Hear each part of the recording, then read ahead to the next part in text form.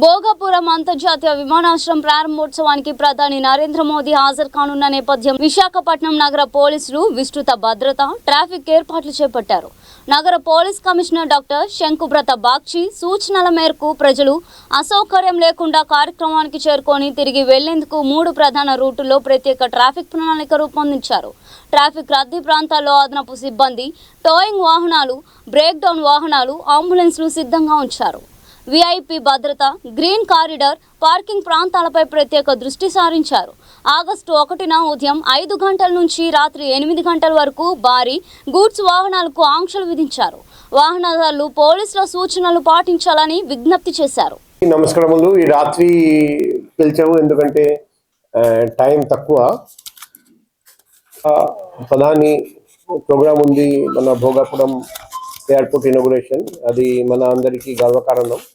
ఆ సందర్భంగా మీ అందరికీ తెలుసు, మన విశాఖపట్నం నగరం నుండి 1465 బస్సులు మరియు అనకాపల్లి నుండి 500 బస్సులు మరియు ఏఎస్ఆర్ జిల్లా నుండి 23 బస్సులు, దాదాపు 2000 బస్సులు ఆ రోజు పొద్దున 3 రోడ్స్ మీదుగా 12 ఫుడ్ డిస్ట్రిబ్యూషన్ పాయింట్స్ మీదుగా భోగాపురం ఎయిర్పోర్ట్ వెళ్ళడం జరుగుతుంది. సో ఈ సందర్భంగా కొన్ని ప్రజలకు విజ్ఞప్తి చేయడానికి ప్రెస్ మీట్ పెట్టడం జరిగింది. ముఖ్యంగా ప్రజలు ఎటువంటి అసౌకర్యం లేకుండా కార్యక్రమానికి చేరుకొని తిరిగి వెళ్ళేలా 3 ప్రధాన రూట్లు మనం ఎన్నిక చేసాము ఈ బస్ వెళ్ళడానికి. అది ఒకటి వచ్చేసి అనకాపల్లి నుండి కొన్ని బస్సులు వస్తాయి. అవి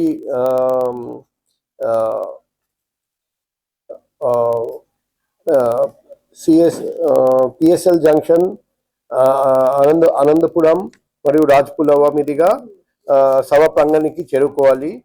అక్కడ ఇంకొకటి వచ్చేసి అది భీమిలి నియోజకవర్గం వాళ్ళు మధురవాడ, అనంతపురం, తగడపువలస, రాజపులవ, విశాఖ తూర్పు ఆడిలోవ ప్రాంతం నుండి హనుమాన్వాక, అడవివరం, సొంటియాం, పిఎస్ఎల్, అనంతపురం, తగడపువలస, రాజపులవ, మిగిలిన ప్రాంతాల నుండి Madhurawada, flower market, Anantapuram, Rajapulava, Visakha Uttar, Visakha Dakshin, NAD, TC Palem, Maddilapalem, Kommadi, Anantapuram, Rajapulava, Visakha Paschim, Gajuwaka, Pendurthi, NAD Pendurthi, తర్వాత Saripalli flyover, service road, Rajiv Nagar underpass, PSL junction, Anantapuram, రాజపులవ.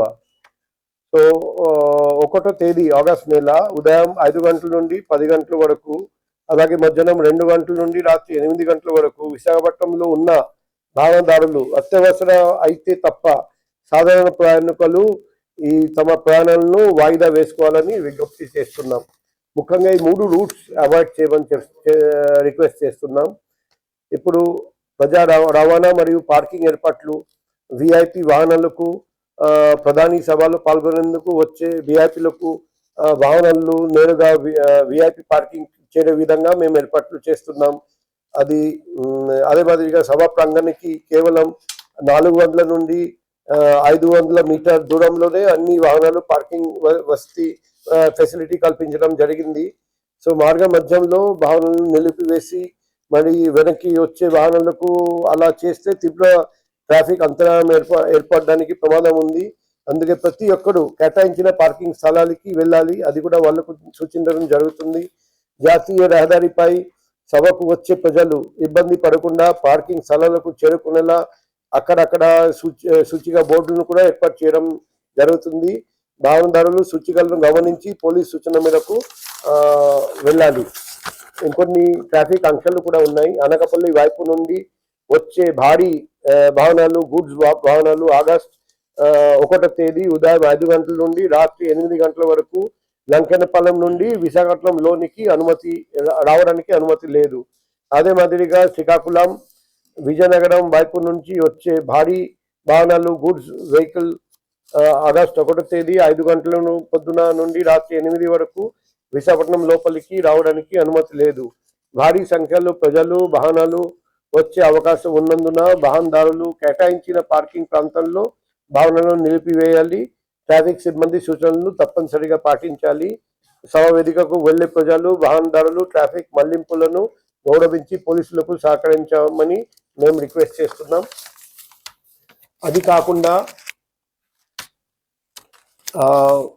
వాహనాలు రోడ్ మార్గ మధ్యలో ఎక్కడ నిలపడానికి వీల్లేదు. ఎందుకంటే నేషనల్ హైవే ఇటువంటి ఇంపార్టెంట్ రూట్స్ ఉన్నాయి. ఎక్కడైనా ఒక వాహనం ఆగిపోతే అన్ని వాహనాలు ఆగిపోతాయి. కొన్ని బాటిల్ నెక్స్ ఉన్నాయి. కొన్ని చోట్ల వెడల్పు తక్కువ, తర్వాత బాస్ స్టాండింగ్ చేయడం కష్టం. అక్కడ పోలీస్ వాళ్ళు ఉంటారు. పోలీస్ వాళ్ళు సూచన మేరకు వాళ్ళు మళ్లించాలి.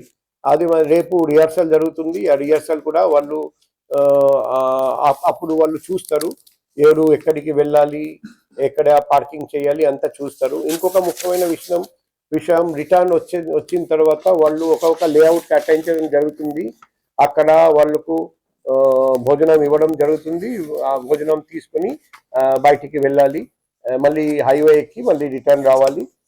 అది కూడా జిల్లా కలెక్టర్ గారి ఆధ్వర్యంలో 12 ప్లేసెస్ కేటాయించడం జరిగింది. అది కూడా జిల్లా కలెక్టర్ ఆఫీస్ నుండి అందరికీ సూచనలు ఇవ్వడం జరుగుతుంది. అక్కడ కూడా జిల్లా యంత్రాంగం పోలీస్ కలిసి పనిచేస్తారు. మేము ఈ ఒకే రోజు మాత్రం అందరూ పోలీస్ సూచనల ప్రకారం ప్రయాణం చేయాలి. మేము అందరికీ మీ ద్వారా అందరికీ తెలియజేస్తున్నాం. ఏదైనా డౌట్ ఉంటే మన పోలీస్ నంబర్ 112 మరియు వైజాగ్లో ఉన్నవాళ్ళు నా పర్సనల్ నంబర్ 7995095799 కూడా సంప్రదించవచ్చు. Thank you. ఏదైనా డౌట్ ఉంటే అడగండి.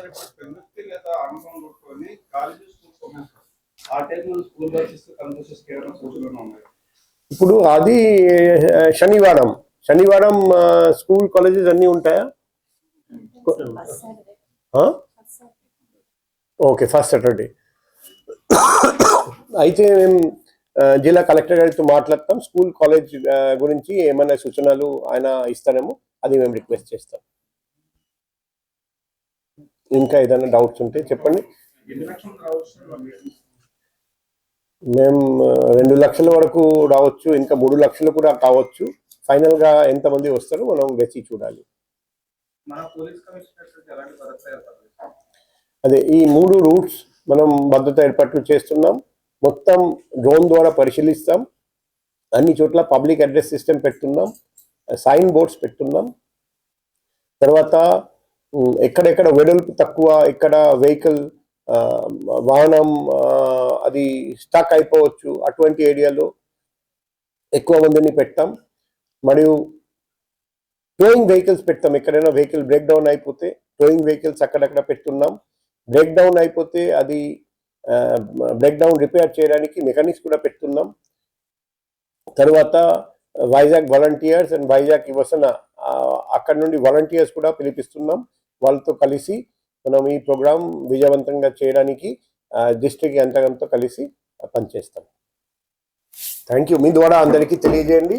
ఈరోజు రేపు కంటిన్యూస్గా పబ్లిక్కి తెలియజేయండి. ఇదే మా రిక్వెస్ట్.